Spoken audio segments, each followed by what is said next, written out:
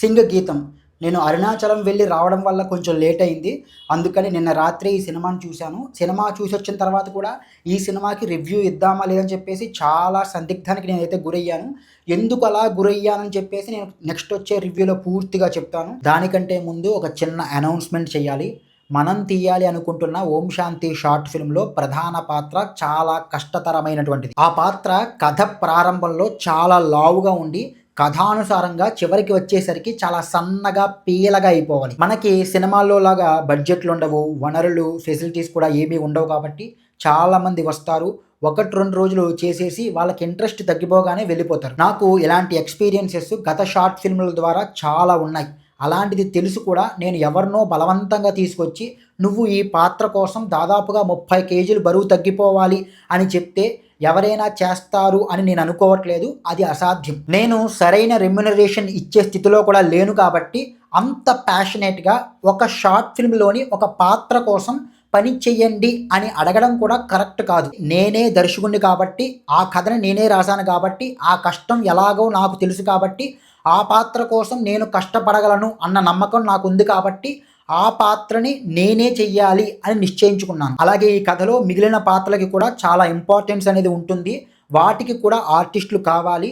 ఒక mother character 35-40 ఏళ్ళు, అలాగే ఒక విలనిష్ ఫాదర్ క్యారెక్టరు 40-45 ఏళ్ళు, ఒక తాత క్యారెక్టరు 60 ఏళ్ల పైన, ఒక స్నేహితుడి పాత్ర 25 ఏళ్ళు. ఈ 4 పాత్రలకి కూడా వైజాగ్ లేదా వైజాగ్ చుట్టుపక్కల ఉండేవాళ్ళు ఎవరైనా సరే యాక్టింగ్ వచ్చినా రాకపోయినా పర్లేదు, ప్యాషన్ మాత్రం ఉంటే చాలు, ఖచ్చితంగా నన్ను కాంటాక్ట్ అవ్వండి. రిస్క్ అని తెలిసినా సరే నా కాంటాక్ట్ నెంబర్ ఇస్తున్నాను.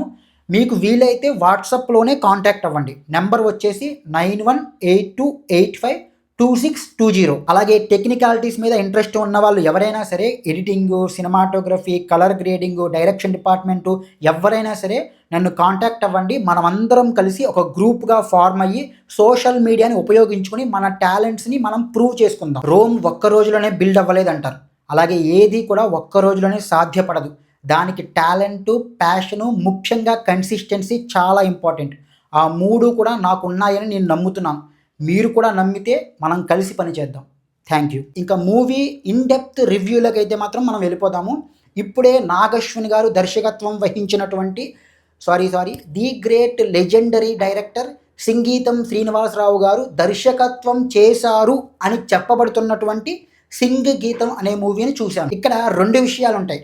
ఆన్ సెట్లో ఉండి డైరెక్ట్గా దర్శకత్వం చేయడం వేరు, ఎక్కడో ఉండి దర్శకత్వ పర్యవేక్షణ చేయడం వేరు. నేను బలంగా నమ్ముతున్నది ఏమిటంటే ది గ్రేట్ లెజెండరీ డైరెక్టర్ గారు ఆయనకున్న వయసు రీత్యా ఈ సినిమాని ఆన్ సెట్లో ఉండి ఆయన అనుకున్నట్టుగా ఆయనే దర్శకత్వం చేసి ఉంటారు అని నేను అనుకోవట్లేదు. సంగీతం శ్రీనివాసరావు గారి మీద మనందరికీ ఉన్నటువంటి గౌరవం దృష్ట్యా ఈ సినిమాకి కథ, స్క్రీన్ ప్లే, దర్శకత్వం అని చెప్పేసి ఆయన పేరే వేశారు కాబట్టి ఆయన మీద ఉన్న గౌరవంతో మనందరం కూడా ఈ సినిమాను చూసి గౌరవిద్దాం. కానీ నేను బల్ల కుద్ది మరీ చెప్పగలను, ఈ సినిమాకి దర్శకత్వం చేసింది నాగశ్విన్ లేదా అతని యొక్క టీం అని. మీరు ఒకవేళ సినిమా కానీ చూసి ఉన్నట్లయితే కనుక it's more like a Nag Ashwin film.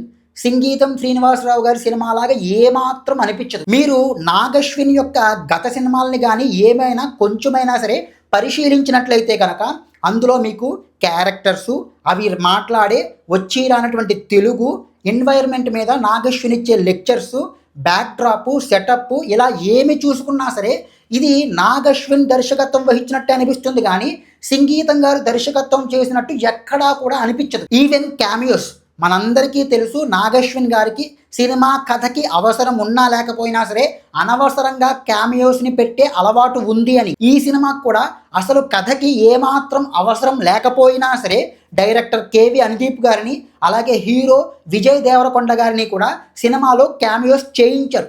నేను ఏమాత్రం అనుకోవట్లేదు సంగీతం శ్రీనివాసరావు గారు ఇక్కడ కథ స్టార్ట్ అయినప్పుడు కేవి అనుదీప్ గారి యొక్క క్యామియో పెడదాము, క్లైమాక్స్లో విజయ్ దేవరకొండ యొక్క క్యామియో పెడదాము అని చెప్పి ఉంటారు అని. సంగీతం శ్రీనివాసరావు గారు ఇలాగా మాటలతో కాకుండా క్యారెక్టర్లన్నీ కూడా పాటలతో మాటలు చెప్తున్నట్టుగా కాన్సెప్ట్ ఎలా ఉంటే ఉంటుందని చెప్పేసి ఆయన ఎప్పటి నుంచో అనుకున్న కాన్సెప్ట్ని నాగశ్వినికి చెప్పుంటారు. అలా మనం కథ రాద్దాము అని చెప్పి ఉండుంటారు.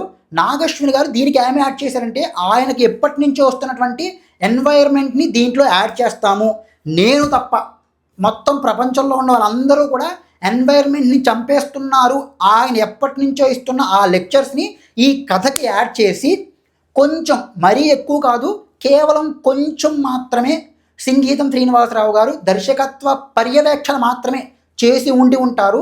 కంప్లీట్గా నాగశ్విన్ దర్శకత్వాన్ని ఆన్ సెట్ లేకపోయినా ఆయనే డిసిషన్ మేకింగ్ని తీసుకుంటూ దర్శకత్వాన్ని హ్యాండిల్ చేస్తూ ఉంటే, ఒక సంకల్ప్ గోరా అనే ఒక వ్యక్తిని ఎగ్జిక్యూటివ్ డైరెక్టర్గా పెట్టి ఆన్ సెట్ డైరెక్షన్ చేయించి ఉంటారని నేను పూర్తిగా విశ్వసిస్తున్నాను. నాగశ్విన్ సినిమాల్లో ఉండే క్యారెక్టర్లు తెలుగుని స్పష్టంగా మాట్లాడకుండా పక్క లాంగ్వేజ్ నుంచి ఈ లాంగ్వేజ్లోకి వచ్చి తెలుగు వచ్చి రానట్టు, హిందీ వాళ్ళు తెలుగు మాట్లాడితే ఎలా ఉంటుంది, లేదా ఇంగ్లీష్ వాళ్ళు తెలుగు మాట్లాడితే ఎలా ఉంటుంది, అలా మాట్లాడినట్టు స్పష్టం లేకుండా ఉంటుంది నాగశ్విన్ సినిమాల్లో చాలా సందర్భాల్లో. ఈ సినిమాలో కూడా హీరోయిన్ అహిల్య గారు ఆవిడ మాట్లాడే తెలుగు చాలా ఇబ్బందిగా, అంటే ఆవిడకి రానిది పలుకుతున్నట్టుగా అనిపిస్తుంది, స్పష్టత ఉండదు. మీకు ఈ సినిమా కథ మొత్తాన్ని చెప్పే ఒక డైలాగ్ ఉంటుంది, ఆ డైలాగ్ని ఇప్పుడు చెప్తాను. పడగొట్టింది నిలబెట్టుకోవాలి, పోగొట్టుకున్నది వచ్చేస్తుంది. వచ్చేస్తుంది వచ్చేస్తుంది వచ్చేస్తుంది ఏంటి? వచ్చేస్తుంది. హీరోయిన్కి తెలుగు రాదు కాబట్టి ఆవిడ అలా పలికిందంటే అర్థం చేసుకోవచ్చు. కానీ మిగిలిన తెలుగు వచ్చిన ఆర్టిస్టులు కూడా అలాగే మాట్లాడతారేంటి?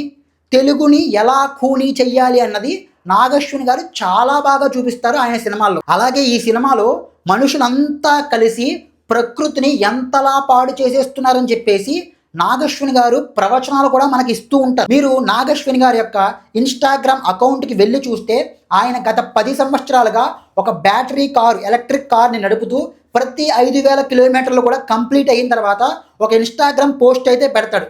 ఇప్పుడు ఆయన 50,000 కిలోమీటర్లు ఎలక్ట్రిక్ కార్ని రన్ చేస్తూ కంప్లీట్ చేసి ఆయన పెట్టిన పోస్ట్ ఏమిటంటే, నేను 6 టన్నుల పొల్యూషను ప్రొడ్యూస్ కాకుండా ఈ ఎన్వైర్న్మెంట్ని కాపాడాను అన్నది ఆ పోస్ట్ యొక్క సారాంశం. మళ్ళీ ఇదే నాగశ్విన్ గారు కల్కి సినిమాలో ఒక 20 సెకండ్లు నిడివి ఉండే ఒక సీన్ కోసం, ఆ సీన్కి ఎలాంటి ప్రాముఖ్యత కూడా సినిమాలో ఉండదు, అలాంటి సీన్ కోసం కేవలం హీరో ప్రభాస్ గారు, దీశా పటాని హీరోయిన్ గారు కేవలం బీచ్లో కూర్చుంటారు. ఆ సీన్ను మన వైజాగ్ ఋషికొండ బీచ్లో కూడా తీయొచ్చు.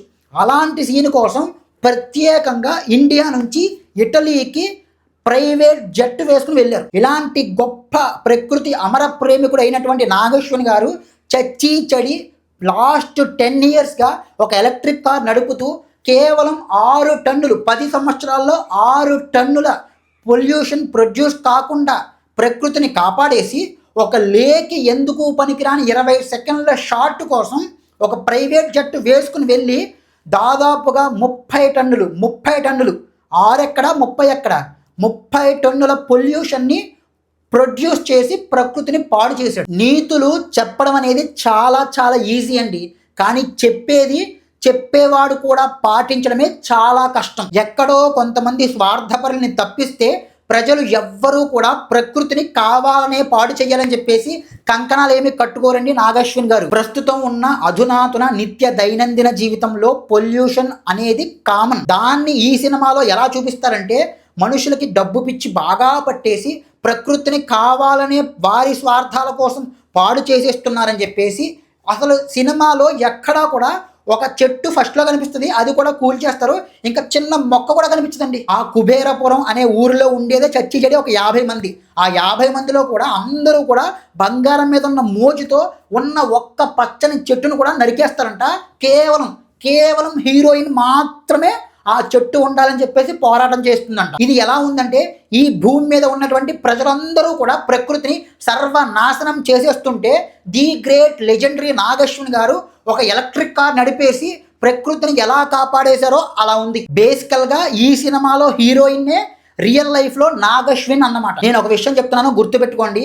మీ ఇంటికి వచ్చిన దొంగ మాటనైనా సరే నమ్మండి, కానీ ఒక సెలబ్రిటీ వచ్చి పొల్యూషన్ ఎక్కువైపోతుంది, ఎన్వైర్న్మెంట్ని కాపాడాలి అని చెప్తే ఆ వ్యక్తి మాటని మాత్రం ఎప్పటికీ నమ్మద్దు. ఎందుకంటే వాడే మనందరికన్నా ఎక్కువ పొల్యూషన్ని ప్రొడ్యూస్ చేస్తాడు. ఇంకా ఈ సినిమాని టెక్నికల్గా చూసుకుంటే ఈ సినిమాకి ఏదైనా అతి పెద్ద ప్లస్ పాయింట్ ఉంది అంటే అది నిర్మోహమాటంగా దేవిశ్రీ ప్రసాద్ గారి యొక్క మ్యూజిక్ మాత్రమే. కేవలం ఆయన వర్క్ కోసమే ఈ సినిమాని మీరు ఖచ్చితంగా ఒకసారి చూడొచ్చు. మీ అందరికీ తెలుసు ఈ సినిమాలో మాటలు కూడా పాడుతున్నట్టే ఉంటాయి కాబట్టి ఒక సంగీత దర్శకుడిగా దేవిశ్రీ ప్రసాద్ గారికి ఒక రెగ్యులర్ సినిమా కన్నా ఒక 3 రెట్లు ఎక్కువ పని ఉంటుంది ఈ సినిమాకి. కానీ ఆయన ఆ పనిని చాలా ఇష్టంగా సమర్థవంతంగా నిర్వర్తించారు కాబట్టే సినిమా అంతా పాటలు ఉన్నా సరే మనకి ఎలాంటి ఇరిటేషన్ రాకుండా సినిమాను చూడగలిగాము అన్నది నా అభిప్రాయం. ఎందుకంటే సినిమాల్లో చాలా పెద్ద కథని తక్కువ టైంలో చెప్పేయడానికి మనం పాటల్ని ఉపయోగించుకుంటాం. లేకపోతే కథలో ఉన్నటువంటి క్యారెక్టర్సు వాటి యొక్క ఫ్యాంటసీలని ఎక్స్ప్లెయిన్ చేయడానికి కూడా మనం పాటల్నే ఉపయోగించుకుంటాం అంతే. అసలు వెస్ట్రన్ సినిమాల్లో అయితే కథల మధ్యలో పాటలు రానే రావు. ఇప్పుడు మన ఇండియన్ సినిమాల్లో కూడా కథల మధ్యలో పాటలు పెట్టే కల్చర్ అనేది చాలా తగ్గిపోయింది. హార్డ్లీ 2-3 పాటలు కూడా సినిమా మొత్తానికి ఇప్పుడు ఉండట్లేదు. అలాంటిది సినిమా కథలో చాలా భాగాన్ని పాటలతోనే నడిపించాలంటే అది చాలా పెద్ద రిస్క్. లిటరల్గా కత్తి మీద సాము లాంటిది, అసాధ్యమనే చెప్పాలి. ఆన్ పేపర్ చెప్పొచ్చు ఈ ఐడియా ఒక ఫ్లాప్ మూవీ అవుతుందని. కానీ ఈ సినిమా ఫ్లాప్ అవ్వకుండా తన ప్రతిభతో నిలబెట్టింది మాత్రం one and only Devi Sri Prasad గారు మాత్రమే. ఇంకా దాన్ని తప్పిస్తే సినిమాలో టెక్నికల్గా గొప్పగా చెప్పుకోవడానికి పెద్దగా ఏమీ కూడా లేవండి. ప్రొడక్షన్ డిజైన్ అయితే సో చీప్, చాలా చిరాగ్గా ఉంటుందండి. సినిమా కూడా లాజికల్గా ఏమాత్రం కూడా కన్విన్సింగ్గా ఉండదండి. గుణపాలతో తవ్వితే బంగారం దొరికేది ఏంటండి? కొంచెమైనా బ్రెయిన్ ఉండాలి కదా. ఇలా మాట్లాడుకుంటూ పోతే నేను చాలా మాట్లాడగలను. కనీసం పేరుకైనా సరే కథ, స్క్రీన్ ప్లే, దర్శకత్వం అని చెప్పేసి సంగీతం శ్రీనివాసరావు గారి యొక్క పేరు వేశారు కాబట్టి ఆయన మీద ఉన్న గౌరవంతోనైనా సరే, అలాగే దేవిశ్రీ ప్రసాద్ గారి యొక్క ఎక్స్ట్రాడినరీ వర్క్ కోసమైనా సరే ఒక్కసారి ఖచ్చితంగా మీరు ఈ సినిమాని చూడొచ్చు. కానీ మైండ్లో పెట్టుకోండి, ఈ సినిమాకి దర్శకత్వం వహించింది నాగ్ అశ్విన్ అని. That's it. జై హింద్.